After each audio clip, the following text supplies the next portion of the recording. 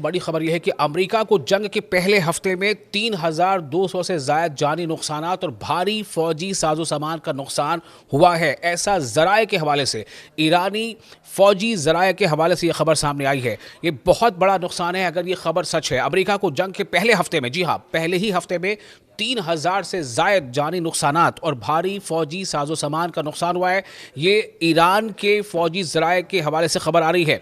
एक सीनियर ईरानी इंटेलिजेंस एहलकार ने ये खुसूसी गुफ्तगू में ये बात बताई है कि जारी जंग के पहले 7 दिनों के दौरान खित्ते में अमरीकी फ़ौज को पहुंचने वाले नुकसानात की तफसीली अंदाजे ज़ाहिर किए हैं। अहलकार के मुताबिक बैरूनी ज़राए ने ईरान को अमरीकी नुकसानात, इंसानी और मादी दोनों का जामे जायज़ा फराहम किया, जो 28 फरवरी से ईरानी जवाबी फ़ौजी कार्रवाइयों के नतीजे में हुए हैं। अहम नतीजा ये जाहिर करता है कि अमेरिका और इसराइली हुकूमत दोनों के फ़ज़ाई दिफाई ज़ख़ायर में शदीद कमी वाक़ हो गई है।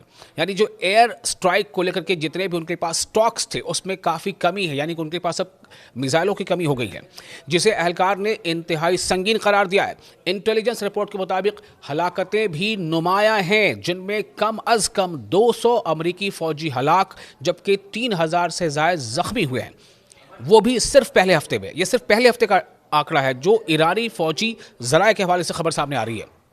और मादी नुकसानात, यानी कि जो मटेरियलिस्टिक नुकसानात हैं, चाहे वो इंफ्रास्ट्रक्चर्स हो या फौजी अड्डे हों, उनमें भी ज़बरदस्त बड़े पैमाने पर नुकसान का अंदाज़ा किया गया है। एहलकार ने कहा है, यानी वो जो फौजी एहलकार का कहना है कि अमेरिका ने 150 मिसाइल लॉन्च प्लेटफॉर्म्स और 23 पैट्रियट फ़ज़ाई दिफाई निज़ाम खो दिए। ये बड़ा डेटा है। और जो एहलकार के मुताबिक खबर सामने आ रही है उसके मुताबिक अमेरिका ने 150 मिसाइल लॉन्च प्लेटफॉर्म्स और 23 पैट्रियट फ़ज़ाई दिफाई निज़ाम खो दिए हैं। इसके अलावा 37 तैयारे और हेलीकॉप्टर भी तबाह कर दिए गए हैं। रिपोर्ट में यह भी बताया गया है कि अमरीकी असलहा के ज़ख़ायर, यानी उसका जो स्टॉक है, उसका 43% तबाह हो चुका है। ये ईरानी फ़ौजी ज़राए से खबर आ रही है। इस रिपोर्ट में बताया गया है कि अमरीकी असलहा के ज़ख़ायर का उसकी जब टोटल कलेक्शन है उसका 43% तबाह हो चुका है। इस्लामी जमहूरिया ईरान के ख़िलाफ़ जंग का आगाज़ 28 फरवरी को इस्लामी इनकलाब के रहनुमा आयतुल्लाह सैयद अली ख़ामनई और चंद आला फ़ौजी कमांडोज़ के कत्ल से हुआ, जिसे जारहियत का बुज़दिलाना इक़दाम करार दिया गया। इसी इब्तदाई हमले में जनूबी ईरान के एक प्राइमरी स्कूल को जानबूझकर निशाना बनाया गया, जिसके नतीजे में तकरीबन 170 स्कूल के बच्चे भी शहीद हो गए थे। जवाबी कार्रवाई में ईरानी मुसल्लह फ़ौज अब तक ऑपरेशन वादे सादिक 4 यानी ऑपरेशन ट्रू प्रॉमिस 4 के तहत 58 हमलों की लहरें जो है वो चला चुकी है, यानी कि बराज ऑफ मिसाइल जो उन्होंने लॉन्च किए हैं, जिनमें मकबूजा इलाकों में इसराइली फ़ौजी मकामात और ख़ित्ते भर में अमरीकी फ़ौजी अड्डों को निशाना बनाया गया है। जबकि अमरीकी और इसराइली हुक्काम ईरानी हमलों से होने वाले नुकसानात की असल नौइयत पर खामोश हैं। जो भी आप कह सकते हो कि जो आज़ाद मीडिया है, फ्री मीडिया और तजियाकार तबाही की लागत का अंदाज़ा $10 अरब लगा चुके हैं, यानी कि अमेरिका को बहुत ज़्यादा इसमें माली चोट पहुंची है।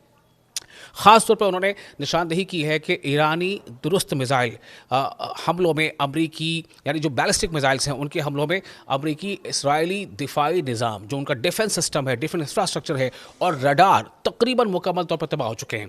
जबकि रिपोर्ट्स के मुताबिक तेल अवीव हुकूमत अमरीका से मज़ीद फ़ौजी इमदाद मांग रही है, यानी इसराइल अमरीका से और ज़्यादा फ़ौजी मदद मांग रहे हैं और वाशिंगटन अपने इलाकाई इत्तेहादियों से मदद की अपील कर रहा है। आपको याद होगा अभी हाल ही में डोनाल्ड ट्रंप ने कहा था, उन्होंने अपील की थी कि नाटो से, कि नाटो के जितने भी देश हैं उनको हमारी मदद करनी चाहिए।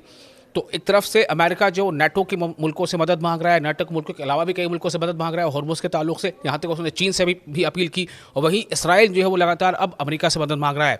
तो जो ईरानी फ़ौजी ज़राए का कहना है कि ज़बरदस्त नुकसान पहुँचाया गया है अमरीकी और इसराइली तनसीबात को, और जो उनके डिफेंस अटैक, यानी जो एयर स्ट्राइक के जो उनके पास जितने भी असलहा या जितना उनके पास मिसाइल का स्टॉक था उसका तकरीबन 43% तबाह किया जा चुका है। ये ईरानी फ़ौजी ज़राए से ये खबर सामने आ रही है।